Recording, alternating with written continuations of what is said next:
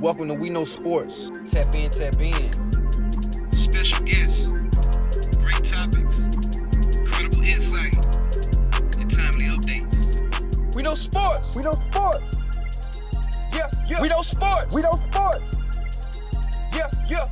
Don't forget to smash that like button. Hit that notification. Like, share, comment, subscribe to the channel. You are now tuned in. Now, last week, the Red River rivalry of Texas, Oklahoma, we already said it was going to be a big game. This is a big tradition down here in Texas. And it was an upset. Now, I didn't see this coming. Texas #1 in the country. And we both know this is a rivalry, so that the intensity, the motivation, the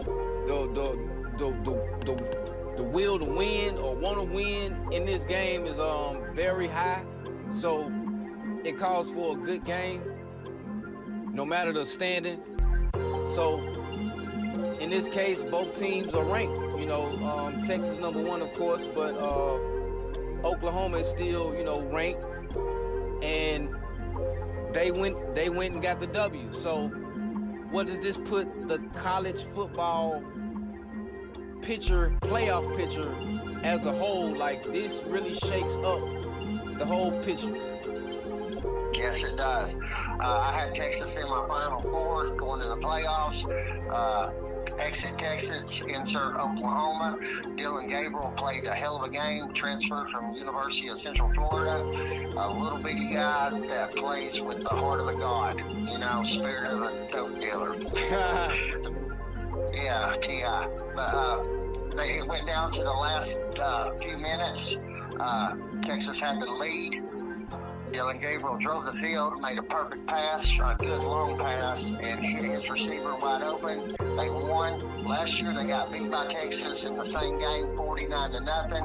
It was not only a revenge game, but out of all the games I watched, and I watched probably 25 games, 4 at a time on my TV. Right. And this was the best game out of all of them. Yeah, Definitely a good game. Matthew McConaughey was there. Everybody was there. Oh, Baker Mayfield was on game day. it was a lot of hype surrounding this game. It was a lot of, like you said, it was the stars was out. They came and attended this game, and I just didn't expect Oklahoma to win this by no means. So Oklahoma, let's talk about Oklahoma for a second. What does this exactly do for them? I know they take a big boost, a big jump in the standings. Will they sustain it?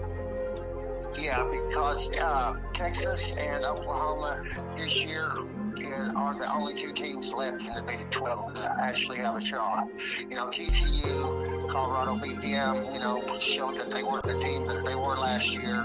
Oklahoma dropped up 12 spots from number 12 to number 5. Texas slid 6 from number 3 back down to number 9.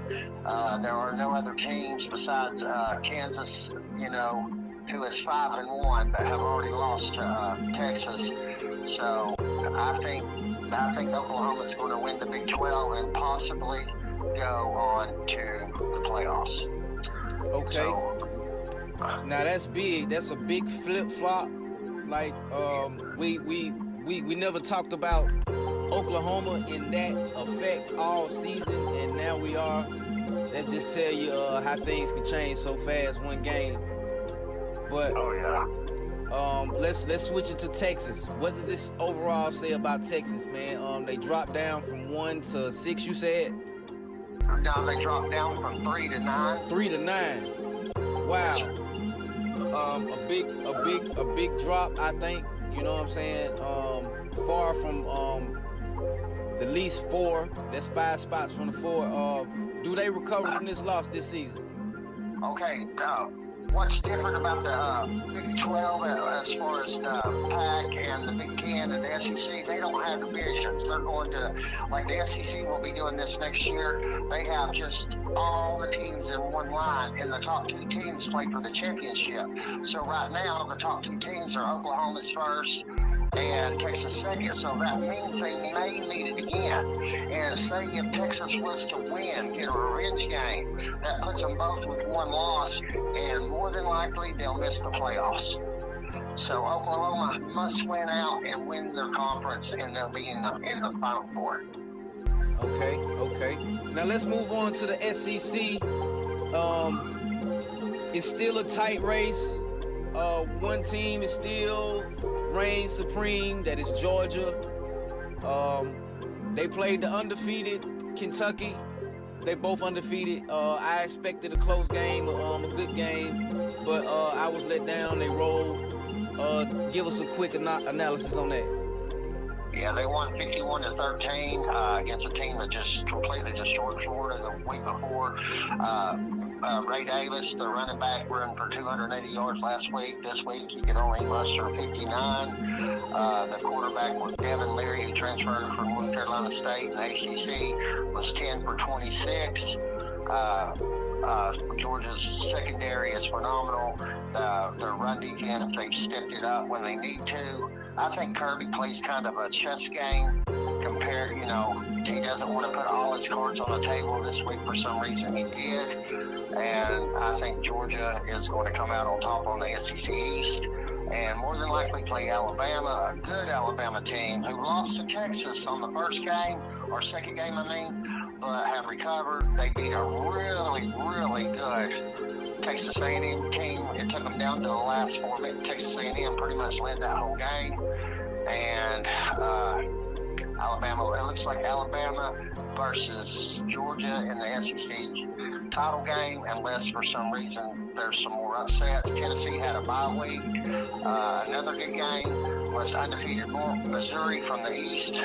Georgia and Florida and Tennessee side, they played a pretty good LSU team that was overrated at the beginning of the year, but they played good football sometimes, but they really don't have much defense.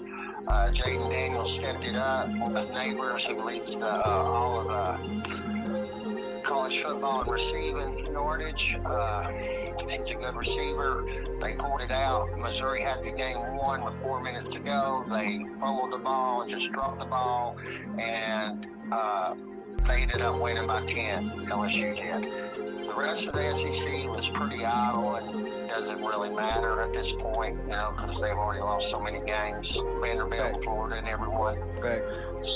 So that's about it. This coming week, we don't really have any really good games in the SEC. This is Georgia versus Vanderbilt.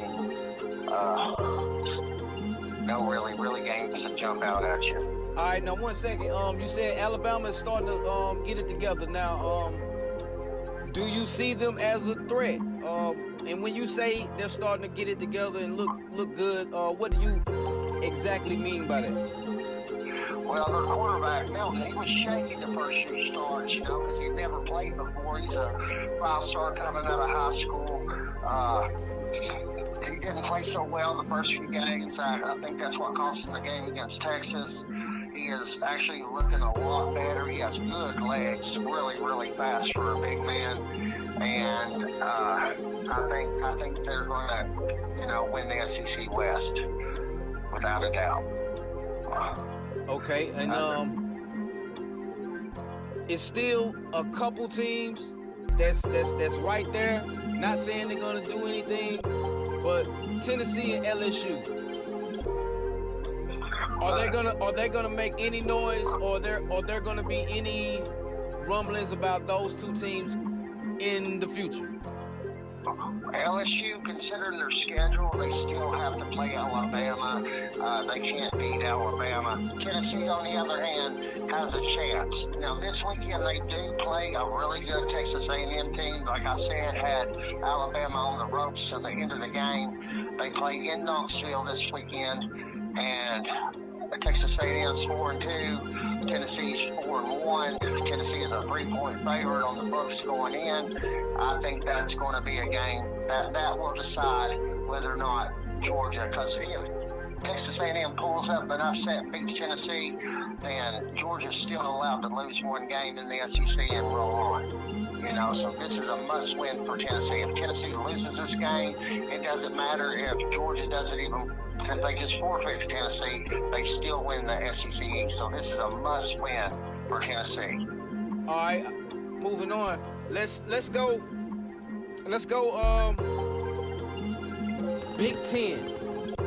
Did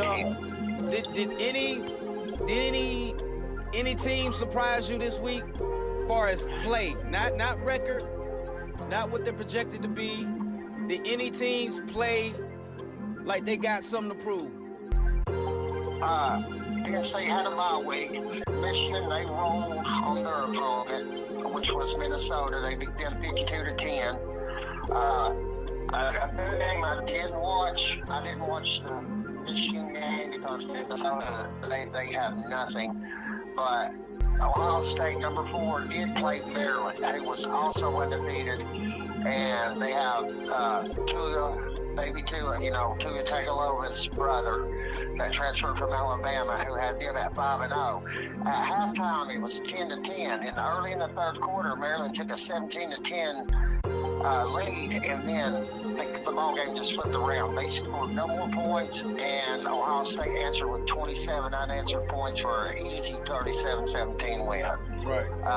So in that division, you still got Ohio State, Michigan, and Penn State vying for the championship. I still like Penn State because of what they have on defense, and they have a good offense. But like I said, defense wins ball games. All right, now the reason why I asked that question, throw the record away, throw the head coach, the school, the program, and just look at the team as a whole playing.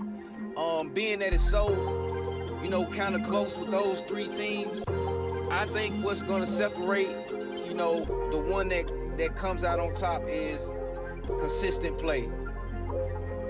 And not being hot, not being cold, not beating the team by 50 and then having a close game. I think the team that's rolling consistently is going to come out on top.